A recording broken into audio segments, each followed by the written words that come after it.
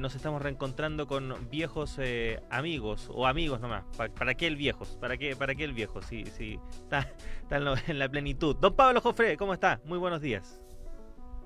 Mi joven amigo, Sí. mi joven amigo, ya que me trató como viejo No, en esta sociedad donde aquellos que superamos los 50 años ya parece que somos desechados. no, por favor. Viejo en el sentido de la cantidad de tiempo que llevamos conociéndonos, Pablo. Ahí a eso me La refería. experiencia. Pablo, bueno, Fabio, retoma, un agrado volver a escucharlo. igualmente, Pablo, retomando los análisis internacionales, ha pasado muchas cosas durante estas vacaciones, cambios o no cambios en realidad, anuncios importantes. Hay varios temas que vamos a revisar en esta sesión y partamos por cosas que no cambian a propósito. Esta noticia que conocimos de bombardeos estadounidenses en territorio sirio, posiciones estratégicas con influencia iraní, que han reactivado de alguna forma un conflicto que había estado no latente, porque el conflicto no ha cesado, pero sí no había estado dentro de las primeras planas o dentro de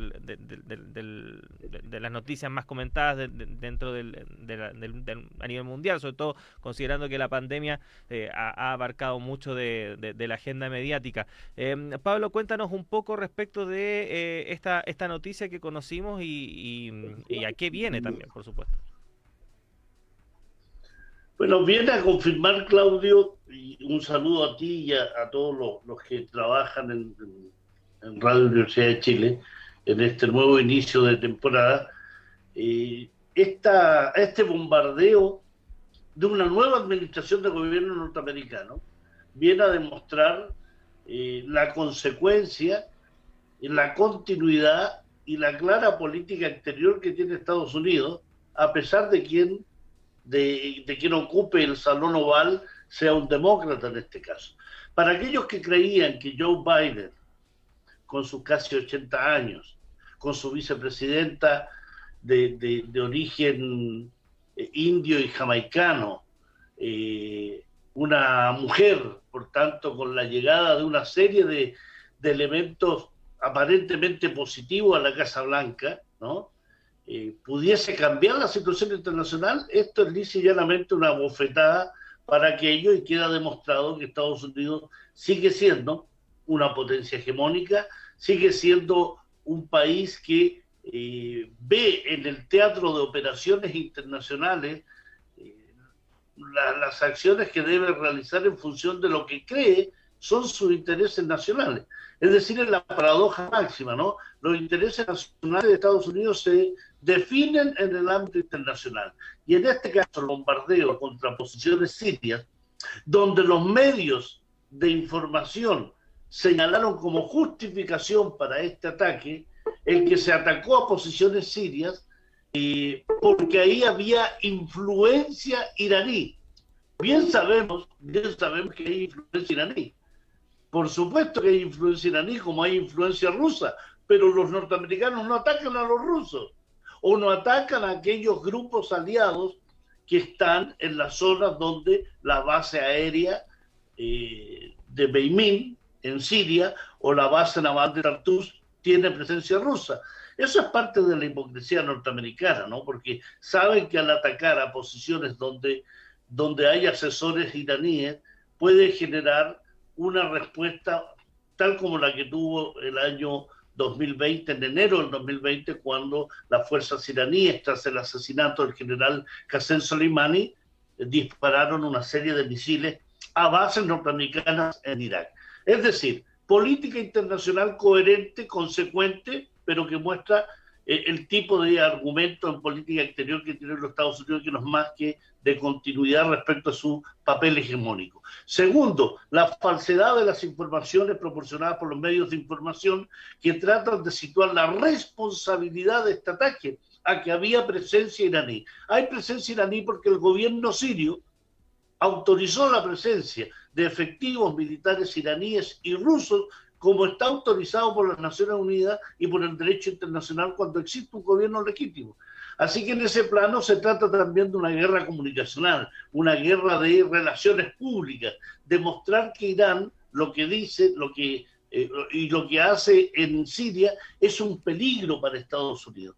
Así que en ese plano es peligroso porque Estados Unidos sigue entonces arrogándose el derecho de atacar y bombardear cualquier posición de cualquier país y de cualquier situación que acontece en el mundo, y por tanto Joe Biden ha sacado a relucir sus garritas. Todos pensaban que era un gatito mucho más dócil, un gatito más tranquilo, más pacífico, pero bien sabemos que demócratas y republicanos son de la misma calaña.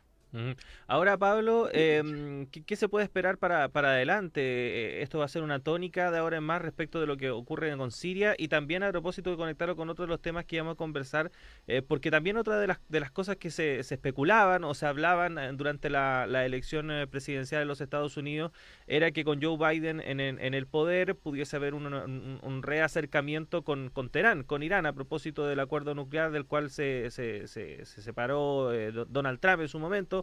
Se esperaba que con Joe Biden eso podría cambiar y las relaciones entre el gobierno persa y Washington pudiesen mejorar, pero con esto que ocurrió, al parecer es todo lo contrario.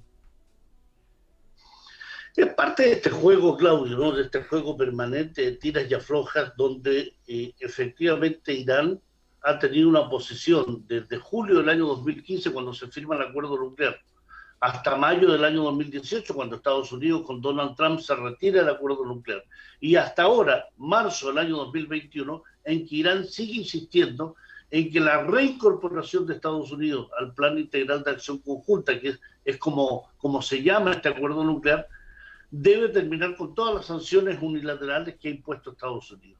Estados Unidos ha ejercido todas las presiones que puede ejercer una potencia mundial contra Irán.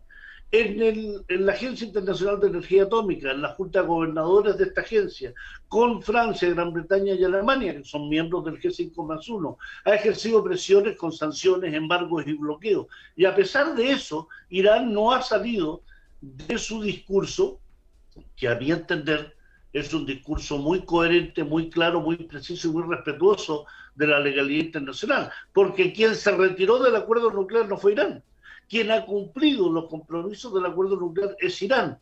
Y cuando Irán ha decidido retroceder en ciertos aspectos, por ejemplo, en el enriquecimiento de uranio, en el tema del agua pesada, de la centrífuga, de la vigilancia de la Agencia Internacional de Energía Atómica, todo se ha hecho en virtud de lo que el propio acuerdo nuclear ha establecido en sus partes componentes y en dos artículos que son el artículo 26 y 36 que le permiten a Irán que frente a la violación del acuerdo por parte de algunos de los firmantes, Irán tiene el derecho de poder retrotraer algunas acciones ejecutadas.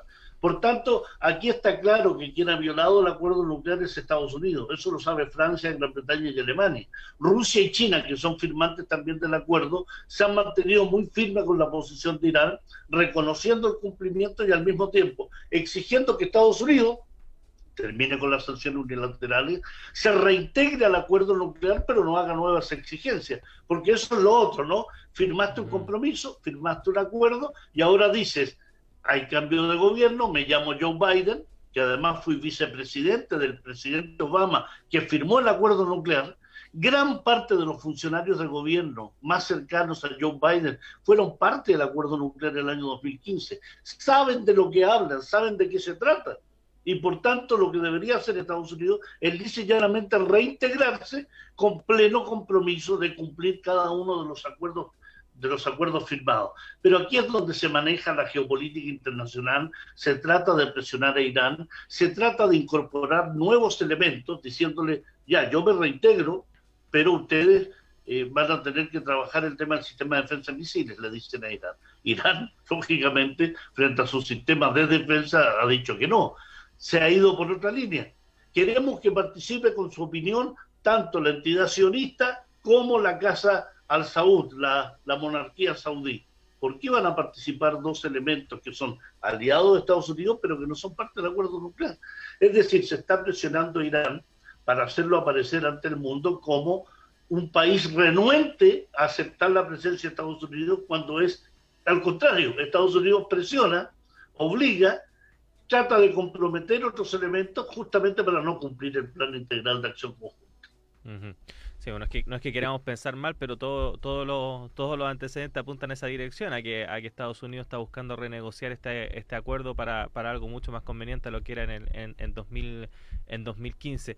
Ahora Pablo, esta postura, esta política a nivel internacional que ha mostrado Joe Biden, cruzando el Atlántico, yendo hacia Sudamérica, específicamente a Venezuela. ¿Cómo lo ves, considerando que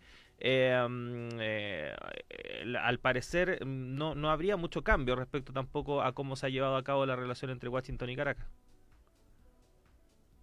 Ni con Cuba, ni con Venezuela, ni con Irán. O sea, aquí estamos ante una presidencia, una administración de gobierno que ha comenzado de una forma absolutamente engañosa lo que fueron sus promesas de campaña, ¿no?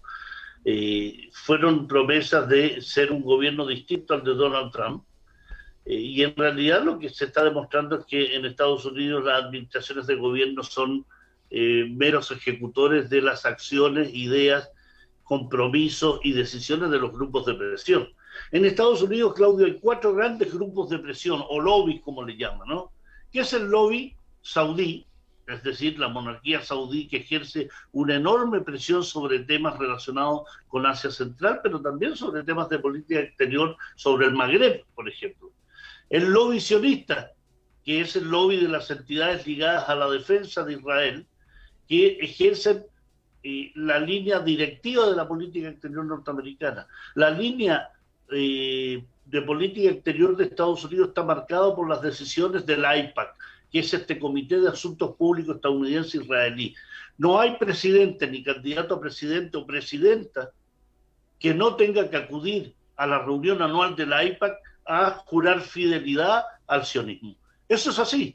Joe Biden en el año 2016 se declaró sionista. Las palabras textuales fueron: soy sionista y para ello no hay que ser judío, hay que ser sionista, es decir, defender a Israel. Y esa política se está manteniendo en el plano del Asia occidental. Y con Venezuela está cumpliendo el mismo, la misma situación, la misma conducta, la misma actuación que ha tenido Donald Trump. Siguen las sanciones, siguen las presiones, sigue financiando a todo aquel grupo opositor absolutamente corrupto que sigue teniendo a Juan Guaidó como elemento, a Julio Borges, a María Corina Machado, es decir, a todo aquel grupo opositor que sin vivir en Venezuela, vive en Bogotá, vive en Miami o en Madrid, y se dedican a desestabilizar a Venezuela. Y la mediática internacional lo que muestra es, lisa y llanamente, a una Venezuela en crisis, que tiene dificultades, por supuesto que tiene dificultades migratorias, económicas, pero cuando tú no analizas el conjunto de la situación, lo que hace es lisa y llanamente ser tuerto en la observación, porque estás mirando con un ojo y el otro ojo lo tienes entornado más bien para no definir que gran parte de la situación que vive Venezuela no tiene que ver solo y exclusivamente con una administración de gobierno, tiene que ver con que Venezuela se le ha quitado la posibilidad de exportar petróleo. Por ejemplo, ha sido sancionado en temas de mecanismos de transferencia internacionales, ha sido sancionado en temas de tecnología, de acceso a tecnología, a fármacos, a transferencia tecnológica, a transferencia de elementos que permitan recuperar la industria petrolífera. Se le presiona desde Colombia, se le acusa de narcotráfico cuando al lado tienes al narcoestado más grande del mundo como es Colombia. Se le acusa de crímenes a Venezuela cuando tiene al lado a Colombia, que es el país con mayor cantidad de crímenes de líderes sociales, políticos, estudiantiles. Se critica a Venezuela y se ayuda al Grupo de Lima, donde participa en forma nefasta el gobierno chileno con Sebastián Piñera. Un grupo, una asociación ilícita creada para delinquir en procesos de desestabilización contra Venezuela. Eso no se habla en los medios de información en general, digo. ¿Ah? En los medios como Televisión Nacional, como Megavisión, Canal 13, Cooperativa, Radio Bio Bio. En general todo es culpa de Nicolás Maduro, todo es culpa del chavismo. Cuando tú haces ese tipo de análisis, lo que estás haciendo es exculpando a quienes son los verdaderos culpables del descalabro en muchos países del planeta. Y al mismo tiempo te conviertes en cómplice y en aval de los crímenes que se cometen contra Venezuela, contra Cuba. ¿Por qué no dejas que Venezuela desarrolle su política en forma armónica y tranquila? Se podría haber demostrado si fracasaba o no fracasaba, pero no atizas el fuego de la desestabilización como se ha hecho durante estas casi 2 décadas, y como se ha hecho con Cuba, y como con Corea del Norte, y con Irak, y con Siria, y con Afganistán, y con Rusia, y con China. Claro, Rusia y China son tremendas potencias, pueden enfrentar esa política, pero también le generan daño. Así que en ese plano, indudablemente, cuando el análisis es tuerto, lo que miras es solamente lo que tu ojo bueno puede ver. Uh-huh.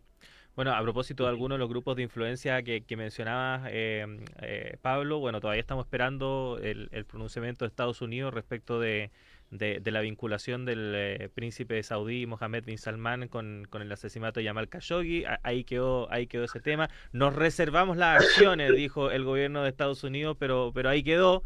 Y respecto de Israel también se conoció hace poco esta información que tiene que ver con la Corte Penal Internacional, que va a comenzar una investigación por presuntos crímenes de guerra en Palestina. Esto a propósito del conflicto que hubo en Gaza en el año 2014 y que por cierto molestó también a Washington. Cuéntanos un poco de eso, Pablo. Sí, claro, molesta a Estados Unidos, molesta la piel tan sensible que tiene el sionismo.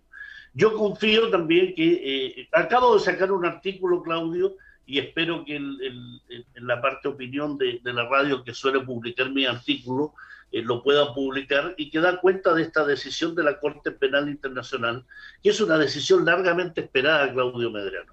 ¿Y por qué te digo largamente esperada? Porque no solo es por la guerra del año 2014, una guerra bastante desigual, ¿no? 2.300 muertos palestinos y 66 israelíes, y 66 soldados israelíes, 7 civiles israelíes, 2.300 civiles palestinos.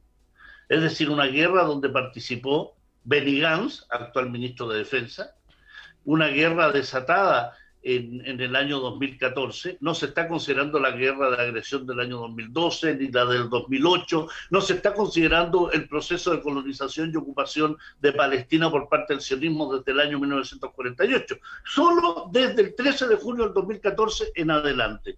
Y solo eso tiene aterrorizado a los líderes palestinos, a los líderes israelíes, porque saben que los palestinos, al haber presentado estas acusaciones ante la Corte Penal Internacional, se jugaban una carta muy importante y han triunfado con esa carta. Ahora lo que hay que ver es qué pasa con el proceso de discusión y de llevar a juicio a personajes. El propio Benny Gantz, con decirte esto, Claudio, el propio ministro de Defensa y viceprimer ministro, ese es el cargo que tiene en Israel ahora, dijo que hay centenares de políticos y militares israelíes en condiciones de ser llevados a juzgamiento por la Corte Penal Internacional. Esa es una tremenda noticia. Y esto hay que agradecérselo no solo a la política de los palestinos de seguir adelante con la acusación, sino a un personaje, una abogada, una señora abogada profesional de Gambia, fiscal de la Corte Penal Internacional, la señora Fatou Bensouda, que a pesar de haber sido sometida a sanciones por parte de Estados Unidos, porque además acusó en su momento a Estados Unidos de crímenes de guerra en Afganistán, a pesar de esas acusaciones, de sufrir sanciones por parte de Estados Unidos, de no poder ingresar a Estados Unidos porque se le fue negada la visa, continuó adelante con esta acusación. A Israel puede ser en este momento, el sionismo puede ser sentado en el banquillo de los acusados. Y en este artículo que te menciono, Claudio, que te invito a leerlo, menciono este paralelo que hay con el tribunal de Nuremberg, ¿no? Es decir, un tribunal de Nuremberg que tras el fin de la Segunda Guerra Mundial llevó a los criminales del nacionalsocialismo a rendir cuenta de los crímenes cometidos contra los pueblos por genocidio, por exterminio, por los procesos de colonización y ocupación y asesinatos que ejecutaron contra los pueblos que estuvieron bajo su dominio. ¿Después de cuánto? Estamos hablando 73 años. Estamos hablando de la posibilidad cierta que se instaure. Hay que alentar eso, hay que caminar hacia eso. Un tribunal que ojalá esté instalado en Al-Quds, era ahí en Jerusalén, donde se juzgue a los criminales de guerra y de lesa humanidad sionistas que han asesinado desde el año 1948 a la fecha a más de 100.000 palestinos. Me imagino ahí sentado a la ex ministra de Justicia, Yelet Chaquet, una ministra de Justicia y ex diputada, que sostenía que había que matar a las madres palestinas y a las madres embarazadas palestinas porque llevaban en su vientre pequeñas serpientes. O a Víctor Lieberman, que sostenía la necesidad de una bomba nuclear contra los palestinos para exterminarlos completamente de Asia Occidental. O Naftali Bennett, ministro de Educación y ministro de Economía de Israel, que en su momento sostuvo: yo he matado muchos árabes, porque en realidad él no habla de palestinos, porque la palabra palestino está vetada, porque quieren invisibilizar al pueblo palestino. Entonces, yo he matado muchos árabes, ha dicho Bennett, no me arrepiento de ello y los podría seguir matando. Esos personajes civiles y militares, incluyendo a Benny Gantz, a Benjamín Netanyahu y a cada uno de los que ha participado en el exterminio del pueblo palestino, debe responder de sus actos. Y para eso está la Corte Penal Internacional. Lo que yo esperaría, desde el punto de vista de lo que hace la Corte Penal Internacional, lo que hizo los tribunales por Serbia, lo que hizo por Ruanda, es detener a los acusados por crímenes de guerra y crímenes de lesa humanidad, impedirles que transiten por el mundo y que viajen por el mundo ofreciendo sus ventajas tecnológicas, la manera en que trabajan los acuíferos, o cómo trabajan la seguridad o la tecnología, o cómo vacunan tan bien a su población cuando le niegan la vacuna a la población ocupada. La importancia de la Corte Penal Internacional radica en que por primera vez un organismo internacional dependiente de las Naciones Unidas, con el carácter que tiene de juzgar el genocidio y los crímenes de guerra y lesa humanidad, ha dicho con claridad que existen razones suficientes para llevar a Israel al sionismo, a su régimen, a sus políticos civiles y militares, a ser juzgados por crímenes de guerra y lesa humanidad. Le ponen presuntos, Claudio.